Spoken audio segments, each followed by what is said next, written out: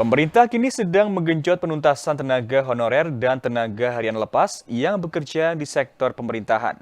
Mereka yang belum berstatus menjadi pegawai negeri sipil atau PNS maupun pegawai pemerintah dengan perjanjian kontrak atau PPPK diarahkan mengikuti proses seleksi sesuai dengan ketentuan yang berlaku termasuk di Kabupaten Banjarnegara. Pemerintah Kabupaten Banjarnegara kini tengah berupaya menuntaskan pengangkatan tenaga honorer dan tenaga harian lepas di Banjarnegara. Ini merupakan program prioritas pemerintah yang sedang dijalankan. Kebijakan terbaru, pemerintah juga akan mengangkat PPPK paruh waktu. Dengan penuntasan ini, ke depan pegawai yang bekerja di sektor pemerintahan adalah PNS, PPPK, dan PPPK paruh waktu. Terkait pengangkatan PPPK paruh waktu ini, Pemkab Banjarnegara masih menunggu regulasi dari Menteri Pemberdayaan Aparatur Negara Reformasi Birokrasi. Namun, secara garis besar, PPPK paruh waktu ini memiliki sistem kerja dan penggajian yang berbeda dengan PPK penuh waktu. Berkaitan dengan penyelesaian tenaga honorer yang ada di Kabupaten Banjarnegara, program pemerintah kan sudah jelas. Tadi sudah dilaksanakan Zoom meeting dengan Bapak Menteri Dalam Negeri, Ibu Menteri Pendayagunaan Aparatur Negara dan Reformasi Birokrasi, serta Kepala BKN. Pada intinya bahwa yang telah ada di database akan diselesaikan. Tentu penyelesaiannya tadi lewat seleksi P3K itu. Ada juga seleksi yang CPNS. Boleh orang tenaga honorer itu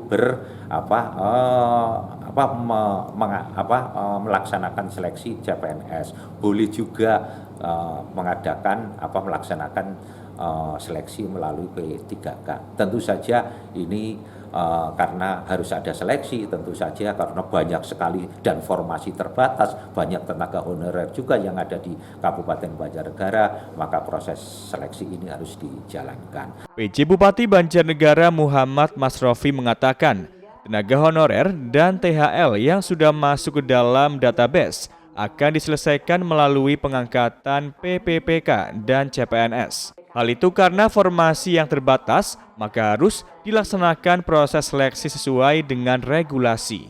Jadi untuk penuntasan atau penyelesaian tenaga non-ASN di pemerintah Kabupaten Banjarnegara, kita akan memaksimalkan formasi yang sudah ada, kurang lebih ada 780 yang kita buka formasinya di tahun 2024 ini. Kemudian bagi teman-teman ASN yang belum lolos di pendaftaran di periode yang pertama atau yang gelombang 1, nanti akan diarahkan menjadi P3K paruh waktu.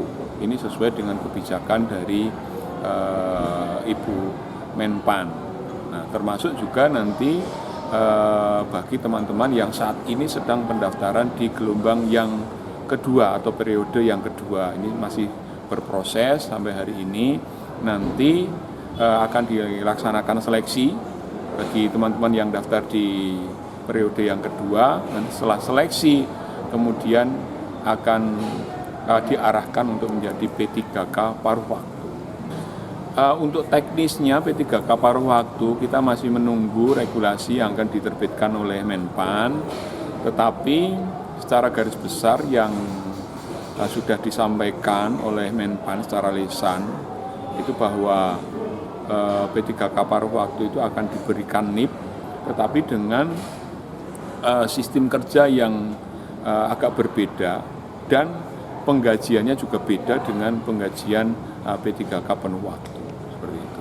Kepala Badan Kepegawaian Daerah Banjarnegara Esti Widodo mengatakan, terkait penuntasan tenaga non-ASN, Pemkab Banjarnegara akan memaksimalkan formasi yang sudah ada.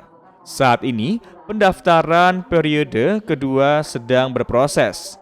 Pemerintah pusat juga mengeluarkan kebijakan pengangkatan PPPK paruh waktu yang regulasinya masih menunggu dari Menpan RB.